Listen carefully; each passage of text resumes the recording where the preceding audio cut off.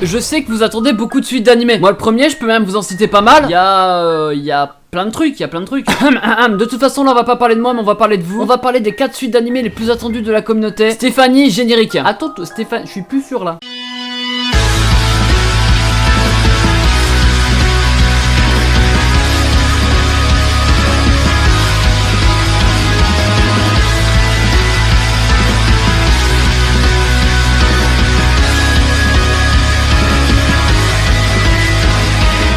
Attends, tu connais pas Red Shadow Legend? Ok, alors pour faire simple, c'est un jeu téléphone disponible sur iOS et Android. Ouais, je parlais pas de Red Mysterious, tu vois ce que en fait c'est un catcheur, c'est enfin bref, c'est un jeu qui a été testé par des millions de joueurs. Et sur Play Store actuellement, son score il est presque parfait, il y a 4 étoiles et plus. Ce qui est plutôt incroyable, on va pas se le cacher. Il pourrait même rivaliser avec des titres de PC ou des trucs comme ça. Si vous connaissez pas le jeu, en gros c'est un jeu de rôle. Dedans t'incarnes des champions, tu peux combattre les boss, etc. Il y a même du PVP. Et bien sûr tu peux collectionner les champions. Pour un jeu mobile, les graphismes sont plutôt impressionnants. Et en seulement 3 mois, il y a quand même 10 joueurs.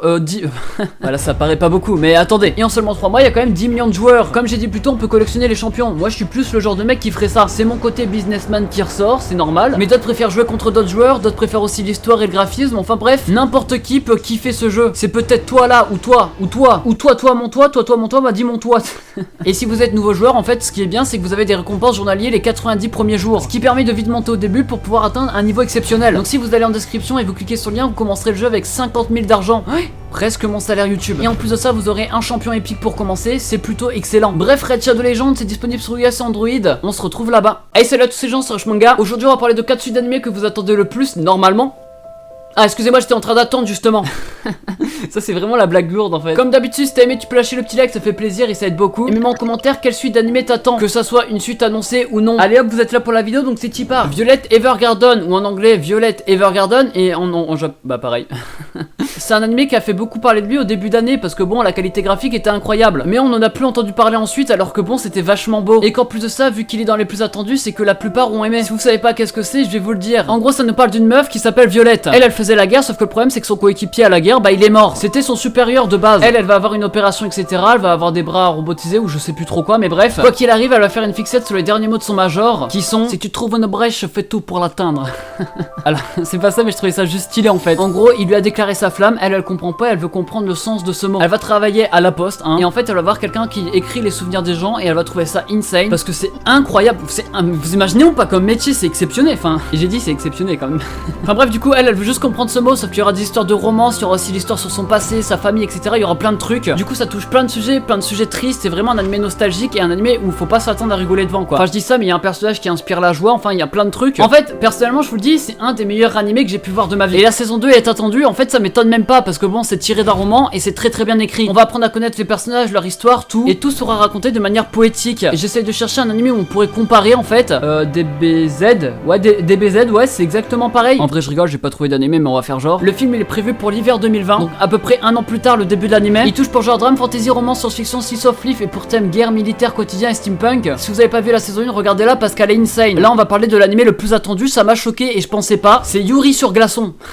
Pardon, c'est Yuri on Ice. Parce que oui, un film est prévu cette année et c'est le truc le plus attendu de l'année et je sais pas pourquoi d'ailleurs. Je vais pas rentrer dans les détails, mais c'est un animé qui en gros genre il y a deux garçons. Enfin, en gros ça nous parle d'un mec qui fait du patinage artistique et le mec en fait arrive tout le temps dans les derniers du concours. En gros il va rentrer chez lui, il va avoir pris masse poids à cause de ses défaites, etc. Il s'est un peu lâché et plus tard une vidéo de lui va tourner sur l'internet où il fait une chorégraphie de son idole. Cette idole qui va venir au Japon pour une seule raison, entraîner Yuri pour qu'il devienne le champion du monde. Le problème c'est que la relation entre les deux est assez spéciale, c'est pour ça que beaucoup de personnes ne regardent pas l'animé d'ailleurs. Et bref, contrairement à Violette où je ne sais pas du tout de quoi parle le film, là on va parler du passé du personnage principal. Est-ce que c'est intéressant ou non? Peut-être pas, mais en tout cas c'est le truc le plus attendu. En fait l'animé Yuri on Ice c'est pas mauvais. Ok, il y a des scènes plutôt bizarres sur le début, mais le début il est clean. Et en plus il est vachement drôle parce que Yuri, donc tu ris. Donc...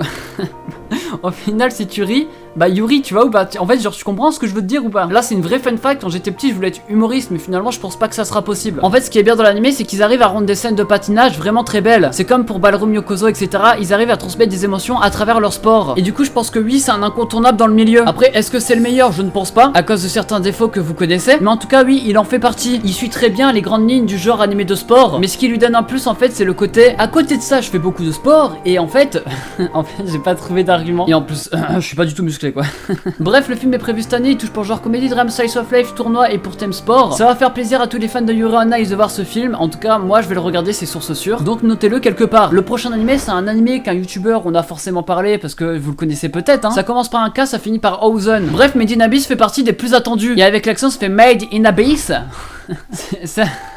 C'est un animé en fait j'arrive plus à parler. C'est un animé qui va nous parler d'un endroit où il y a des abysses. L'abysse c'est un gros trou où une enfant du nom de Rico va s'aventurer. Elle va faire la rencontre de quelqu'un qui deviendra son partenaire par la suite. Et du coup en fait elle veut devenir exploratrice pour pouvoir explorer l'abysse, pour découvrir les secrets qui s'y cachent à l'intérieur, etc. Il y aura aussi des monstres, des secrets, des trucs qu'on n'a jamais découvert et plein d'autres trucs. C'est un endroit plutôt dangereux, on va pas se le cacher. Bref, à première vue on pourrait penser que cet animé est un animé pour enfants à cause du décor, des couleurs qui sont utilisées, etc. et aussi le chara design des personnages principaux. On va vite voir que ça va vite tourner au drame. Et il y a de quoi tomber en dépression, on va pas se le cacher. En fait, comme Violet Evergarden, je pense qu'ils ont le même point positif. Parce que oui, la mise en scène est très réussie, ça passe par les bandes son, etc. C'est grâce à tous ces détails qu'on va se rendre compte que non, c'est pas un animé pour enfants. En plus, on va être de plus en plus curieux aussi à découvrir le fond du trou. Enfin, l'abysse pour le coup, enfin, pas autre chose.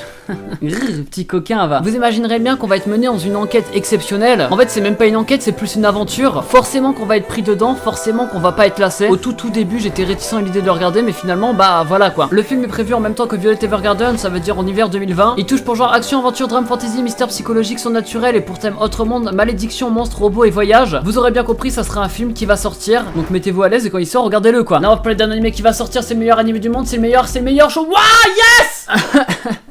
Ça fait mal à la gorge, on va pas se le cacher. My Hero Academia. Là, je vais abréger vos souffrances, je vais pas le présenter, hein, vous le connaissez tous et j'en ai déjà parlé 3 fois. Qu'est-ce qu'il y aura dans cette saison 4 sans spoil? Ça sort le 12 octobre 2019, soit à la rentrée. Il y aura sans doute des combats insane qui vont me faire frissonner, comme d'habitude. Des OST incroyables, avec des personnages charismatiques et des power-ups certains qui vont arriver. Attendez, c'est pas fini. On aura aussi une attente chaque semaine d'épisode en épisode parce que c'est interminable d'attendre l'épisode à chaque fois. Bref, on parle bien sûr de la saison 4 d'un de mes animés préférés, c'est My Hero Academia. Je vous le dis, j'ai hâte et j'en parlerai pas plus parce que vous connaissez tous. Il touche pour genre action, comédie, fantastique, school life shonen et pour thème école, super-héros et super pouvoir qui vient tout droit du studio Bonne, vous le connaissez. N'oubliez pas la date, c'est le 12 octobre 2019. Ah là là, je suis aux anges. VS les Marseillais.